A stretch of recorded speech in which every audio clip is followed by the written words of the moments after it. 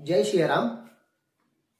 आज इस वीडियो में हम व्याकरण की दूसरी क्लास, क्योंकि इससे पहले हमने हिंदी व्याकरण की खैर शुरुआत तो नहीं करी, मगर हिंदी के बारे में थोड़ा हमने बात करी थी कि हिंदी का इतिहास जो है ऐतिहासिक विकास कैसे हुआ, हिंदी का संवैधानिक विकास कैसे हुआ, या फिर हिंदी का राजनीतिक विकास कैसे हुआ। तो ये हम पिछले वीडियो में बात कर चुके हैं, लेकिन इस वीडियो में आज हम शुरुआत कर रहे हैं हिंदी व्याकरण की।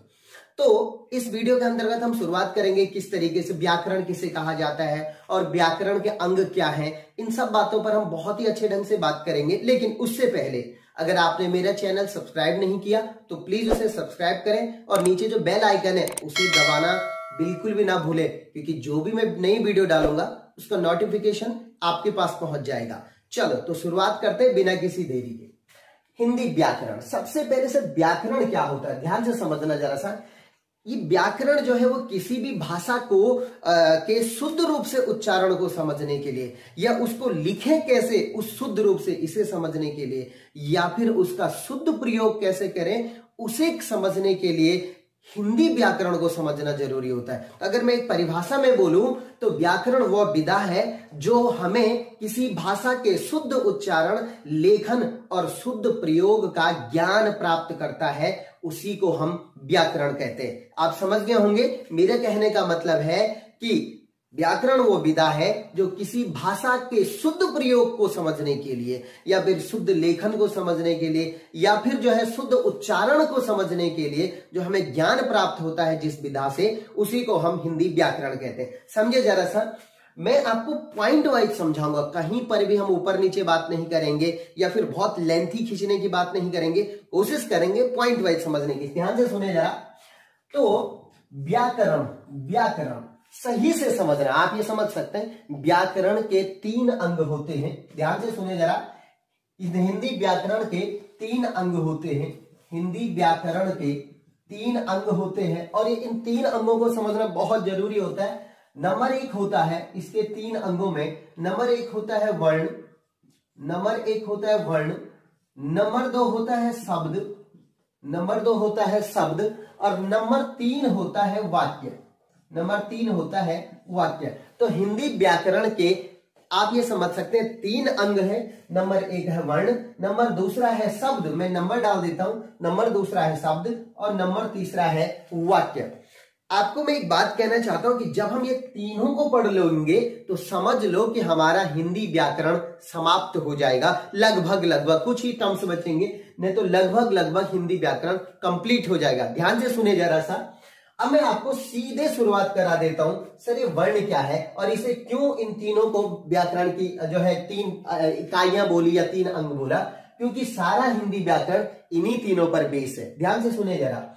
तो सबसे पहली जो सबसे छोटी इकाई है वो वर्ण है, दूसरा शब्द है और तीसरा है वाक्य। ध्यान से सुने। अब कई बार शब्द आता है सर कि व्याकरण की सबसे छोटी इकाई क्या है, तो मैं उत्तर देता हूं कि व्याकरण की सबसे छोटी इकाई वर्ण है। लेकिन क्या सर, प्रश्न कई बार ऐसा भी आता है कि हिंदी की व्याकरण की सबसे छोटी मौखिक इकाई क्या है, तो इसे समझने के लिए हम सबसे पहले शुरुआत करते हैं वर्ण की जरा शुरुआत करते हैं। लेकिन वर्ण की शुरुआत करने से पहले थोड़ा सा एक चीज जो मुझसे छूट रही है वो ये, ध्यान से सुनना जरा। वर्णों के द्वारा ही शब्द बनते हैं, वर्णों के द्वारा ही शब्द बनते हैं, और शब्दों के द्वारा ही वाक्य बनते हैं। इसका मतलब ये तीनों के तीनों आपस में इंटरकनेक्ट हैं, एक दूसरे से जुड़े हुए हैं, और बिना एक दूसरे के ये व्याकरण को कंप्लीट नहीं कर सकते हैं। ध्यान से सुने जरा। तो वर्णों से मिलाकर शब्द बनते हैं, शब्दों को मिलाकर वाक्य बनते हैं। अच्छा, अब मैं आगे बढ़ाता हूं, शुरुआत करते हैं वर्ण से। सर वर्ण क्या होता है? देखो सर, वर्ण क्या होता है? वर्ण, अच्छा वर्ण क्या है? जैसा अंग्रेजी में अल्फाबेट होता है ABCDEFGH, उसी तरह हिंदी में वर्ण होते हैं। अ से लेकर के अक्षर ज्ञ तक का प्रत्येक जो अक्षर है आप उसे हम बोलेंगे कि वो वर्ण है। ध्यान से सुने जरा सा। लेकिन वर्ण के बारे में कई तरीके से प्रश्न आते हैं कि सर ध्वनि क्या है? देखो भाई, मैं जो बोल रहा हूं ये वर्ण हो गया। खैर मैंने इन वर्णों को मिला दिया, मैंने कहा अ आ ई उ, ये हो गए वर्ण।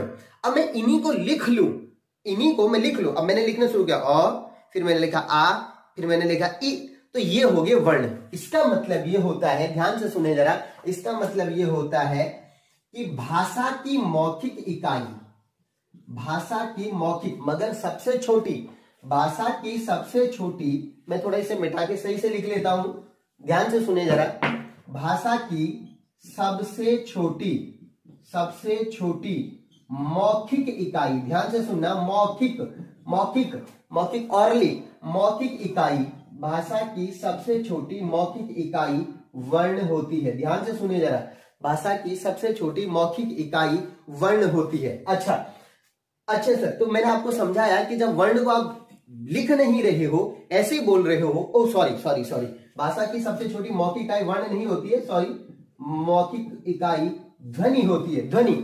अब इसी ध्वनि को आप लिख लोगे तो वो जो है वर्ण बन जाएगी। ध्यान से सुनना, एक टर्म्स और प्रश्न में पूछा जाएगा कि भाषा की सबसे सबसे छोटी छोटी लिखित इकाई, ध्यान से सुनना जरा सा, लिखित इकाई क्या होती है, प्रश्न आएगा, भाषा की सबसे छोटी लिखित इकाई क्या होती है, तो वो वर्ण होती है। ध्यान से सुनना जरा, वो वर्ण होती है। क्या ये दो टर्म्स क्लियर हुए? ठीक है, अब जरा समझे जरा सा। तो मैंने कहा कि जब आप लिख लोगे तो उसे वर्ण कहा जाएगा, और जब आप लिखोगे नहीं तो उसे ध्वनि कहा जाएगा। लेकिन प्रश्न कई बार ऐसा आ जाता है, नॉर्मली बोलेगा सर भारत भाषा की सबसे छोटी इकाई क्या होती है। अगर लिखित और मौखिक नहीं है तो आप सीधे वर्ण लिखोगे, एक बात ध्यान रखना। मगर अगर प्रश्न लिखा हुआ है कि भाषा की सबसे छोटी इकाई क्या होती है, तो समझ लो कि ध्वनि होती है मौखिक रूप से, और भाषा की सबसे छोटी लिखित इकाई क्या है, तो वो वर्ण होती है। दो टर्म्स क्लियर हुए? ठीक है, अब आता है कि सर भाषा की अर्थ के आधार पर सबसे छोटे, मैं वर्ण लिखा रहा हूं लेकिन थोड़ा सा मैं पुश कर देता हूं क्योंकि इस तरीके से प्रश्न पेपरों में आते हैं। तो प्रश्न आएगा कि भाषा की किसके आधार पर, ध्यान से सुनना जरा, भाषा की अर्थ के आधार पर, किस आधार पर, अर्थ के आधार पर सबसे छोटी इकाई, सबसे छोटी इकाई किसके आधार पर, अर्थ के आधार पर। देखो भाई, अक्षरों का तो, वर्णों का तो कोई अर्थ नहीं, उसका कोई अर्थ नहीं, आ उसका कोई अर्थ नहीं है, मगर भाषा की अर्थ के आधार पर, अर्थ किसका शुरू होता है, वर्णों से मिलकर के शब्द बनता है और शब्दों का ही अर्थ होता है। तो भाषा की अर्थ के आधार पर सबसे छोटी इकाई जो होगी उसे हम कहेंगे शब्द, उसे हम कहेंगे शब्द। आपको ये समझ में आया? तो शब्द जो होता है वो सबसे छोटी इकाई। अब प्रश्न आता है सर अर्थ के आधार पर भाषा की सबसे बड़ी इकाई क्या होती है। देखो सबसे छोटी तो मैंने आपको बता दिया है, अर्थ के आधार पर सबसे छोटी मैंने आपको शब्द बता दिया है, मगर अब ये कहना चाह रहा है कि भाषा की अर्थ के आधार पर, अर्थ के आधार पर, किसके आधार पर, ध्यान से सुना, अर्थ के आधार पर सबसे बड़ी इकाई क्या होती है, तो सबसे बड़ी इकाई होती है वाक्य। मेरे बोलने का मतलब सबसे बड़ी इकाई वाक्य है, उसके बाद शब्द है, उसके बाद वर्ण का नंबर आता है। समझ में आई बात? ठीक है, तो ये 4-5 प्रश्न कई बार पेपरों में आते हैं और उनका मैंने आपको ये 4 लाइनों में सटीक अर्थ आपको समझा दिया है। तो आपको ध्वनि समझ में आ गया।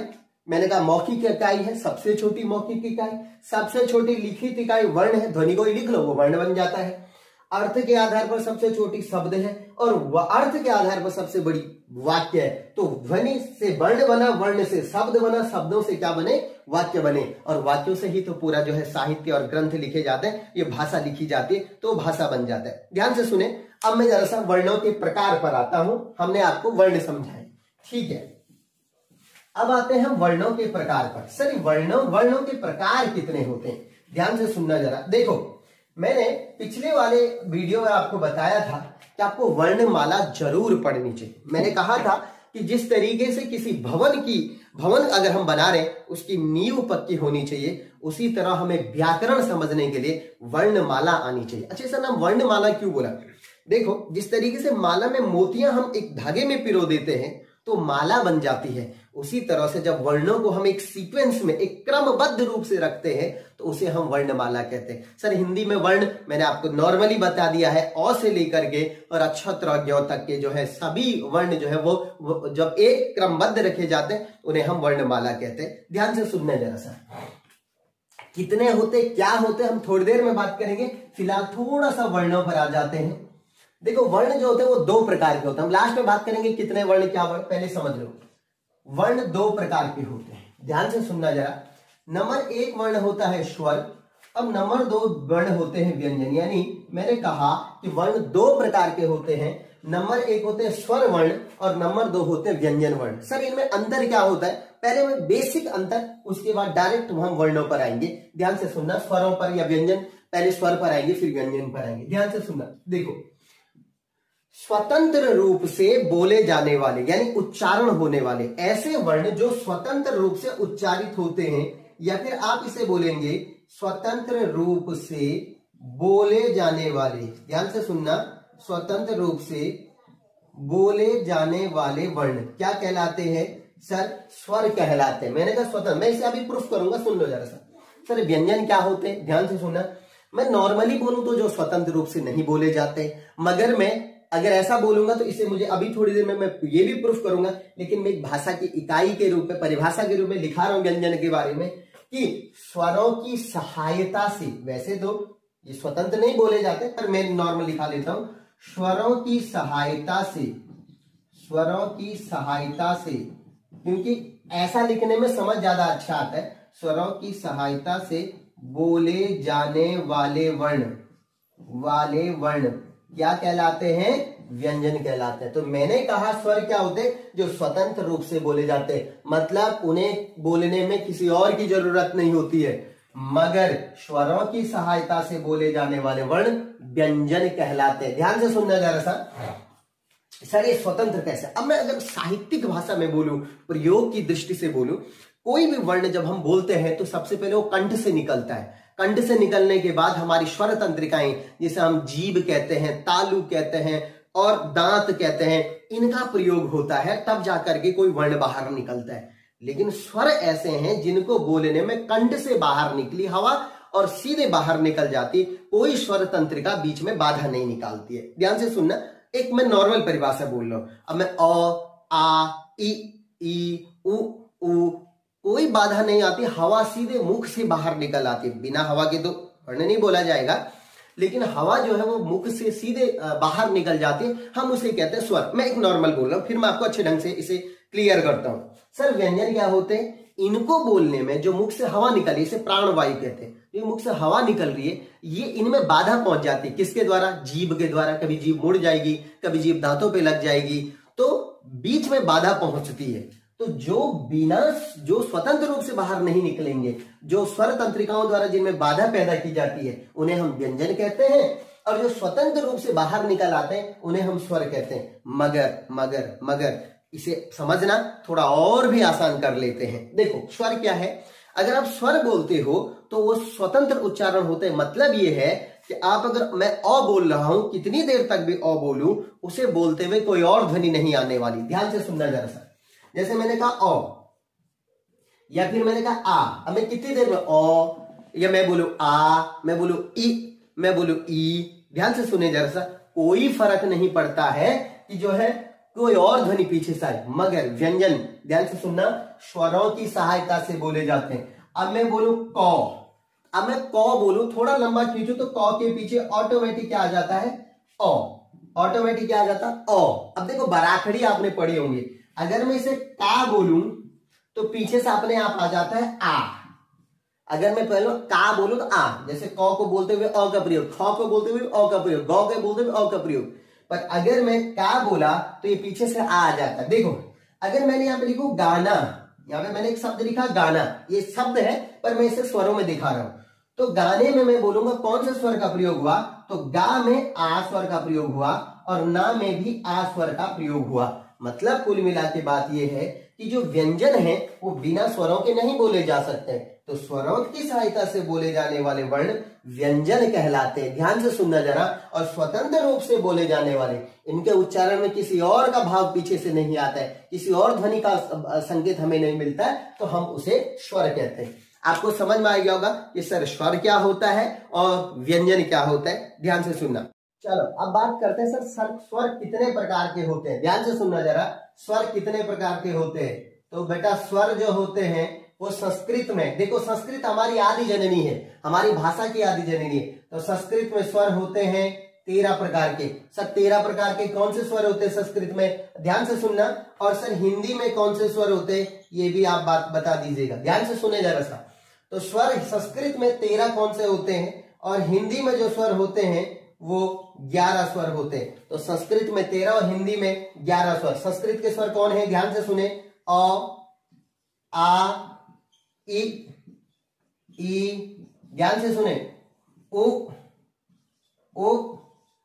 ओ, री, ए, आई, ओ, आओ।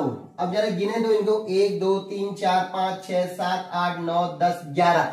एक स्वर संस्कृत में और जुड़ेगा, ध्यान से सुनना, ली। ये ली जो होता है वो संस्कृत में, ध्यान से सुनना। अच्छा कितने हुए अभी जरा गिने जरा, 1 2 3 4 5 6 7 8 9 10 11 12। अभी 12 हुए। एक स्वर मुझसे छूट गया है, ध्यान से सुनना, एक स्वर मुझसे छूट गया है, दीर्घ री, दीर्घ री। तो टोटल जो स्वर होते हैं संस्कृत में होते हैं 13। 1 2 3 4 5 6 7 8 9 10 11 12 13। ये तो संस्कृत के स्वर है, ध्यान से सुनना। ये री यूज नहीं होता हिंदी में और ये री यूज नहीं होता हिंदी में। अच्छा ध्यान से सुनना, मगर ये री खूब सारा यूज होता है हिंदी में और इससे बने हुए हिंदी के सभी शब्द तत्सम होते हैं, यानी संस्कृत भाषा के होते हैं। ध्यान से सुनना, हिंदी में स्वर कितने हैं सर, हिंदी में 11 स्वर है। ध्यान से, कौन से, अ, आ, ई, ओ, री। ध्यान से सुनना, री, ए, आई, ओ, आओ। बस यही स्वर है हिंदी में। 1 2 3 4 5 6 7 8 9 10 11। हिंदी में स्वर 11 ही होते हैं। आपके पास जहां भी प्रश्न आए, सर हिंदी में स्वर कितने होते हैं, 11। संस्कृत वाले अगर ये वीडियो देख रहे हैं तो संस्कृत में स्वर कितने होते हैं, 13। संस्कृत में स्वरों को अच कहा जाता है, ध्यान से सुनना जरा सा। सर अब आपके दिमाग में बात, सर ये अंग और अह 2 ऐसे वर्ण थे जो आपने नहीं बोले, सर ये आपने क्यों नहीं बोले, ध्यान से सुनना जरा सा। बच्चों मैंने संस्कृत के ये 2 स्वर हैं, ये 2 स्वरों के साथ जो रखे गए, इनको मैंने स्वरों में शामिल इसलिए नहीं किया कि नहीं, इनके है तो ये स्वरों के साथ मगर इनका नाम ही अलग है। और इनको जो नाम दिया जाता है, ध्यान से सुनना, इनको जो नाम दिया जाता है वो दिया जाता है अयोगवाह। ध्यान से सुनना, जहां भी आपके पास प्रश्न आए, हिंदी में स्वर कितने होते हैं सर, 11 स्वर होते हैं, ध्यान से सुनना। मगर इन 2 स्वरों को क्यों नहीं जोड़ा जाता है, इसका मैं आपको उत्तर दे रहा हूं। इन दोनों स्वरों को अयोगवाह कहा जाता है, अयोगवाह।